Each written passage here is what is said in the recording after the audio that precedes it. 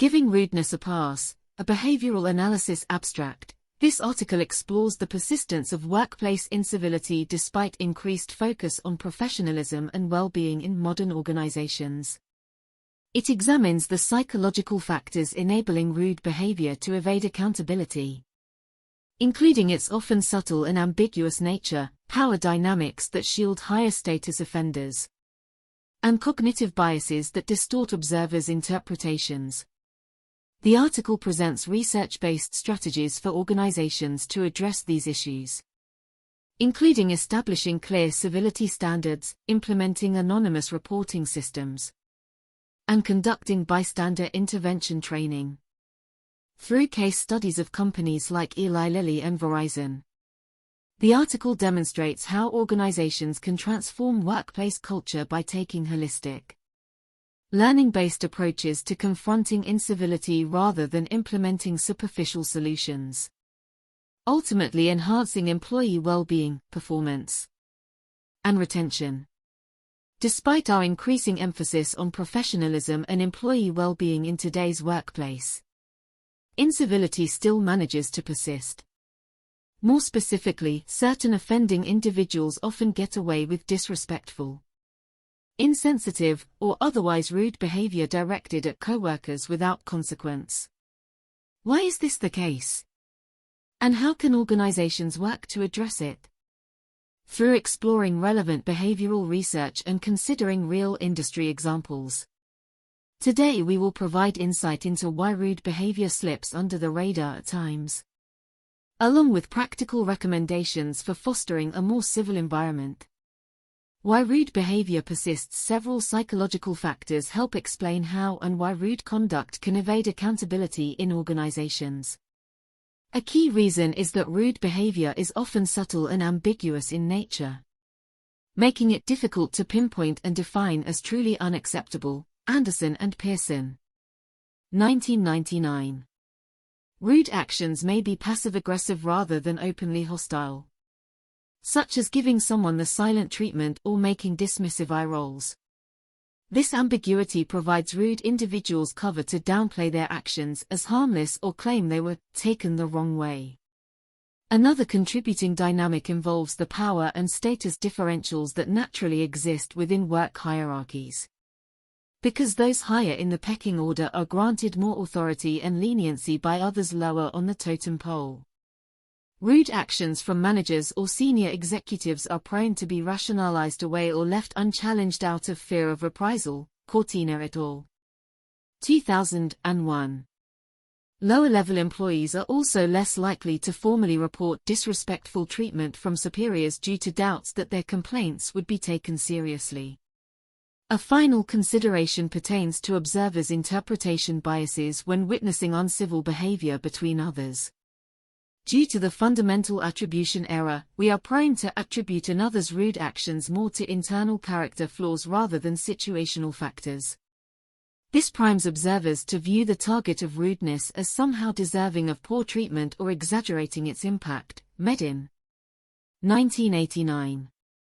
Such cognitive tendencies distort our evaluation of situations and allow truly unacceptable behavior to slip by without remedy. Addressing rudeness through organizational avenues given these psychological influences shielding rude behavior.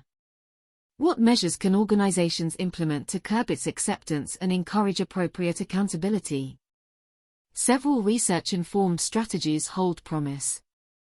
Enacting clear civility standards. The first step is establishing crystal-clear behavioral guidelines detailing exactly what constitutes respectful versus disrespectful conduct in the workplace, complete with specific examples. Pearson et al. 2001. Having a defined civility policy with built-in accountability, such as potential disciplinary action for violations, removes much of the ambiguity surrounding rude actions. This communicates to all employees that uncivil conduct will not be condoned, facilitating anonymous reporting to offset power differentials and address fears of retaliation. Organizations should offer anonymous reporting avenues for employees to discreetly flag incidents of uncivil treatment from any level without fear of identifying themselves. Estes and Wang. 2008.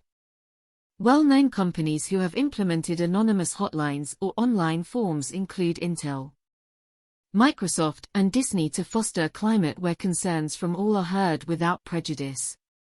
Conducting bystander training programs educating employees on how to appropriately intervene as active bystanders when witnessing uncivil encounters can counteract interpretation biases that allow rudeness to persist. Cortina and Maglay.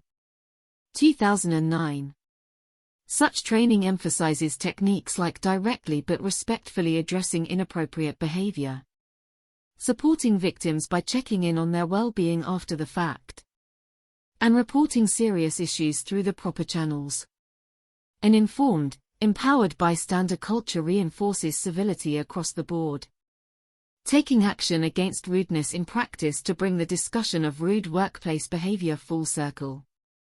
Considering real industry examples provides pragmatic insight into navigating such issues at the ground level.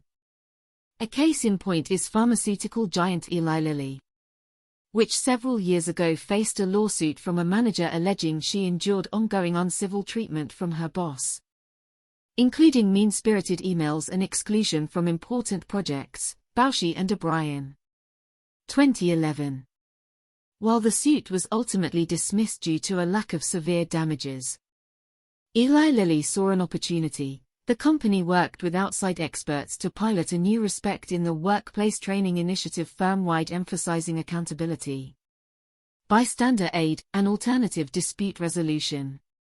Feedback indicated the multi-pronged program fostered greater employee confidence in standing up against rude actions respectfully and using proper channels rather than resignation or escalated conflict when issues arose, by openly addressing its shortcomings and investing in long-term culture change.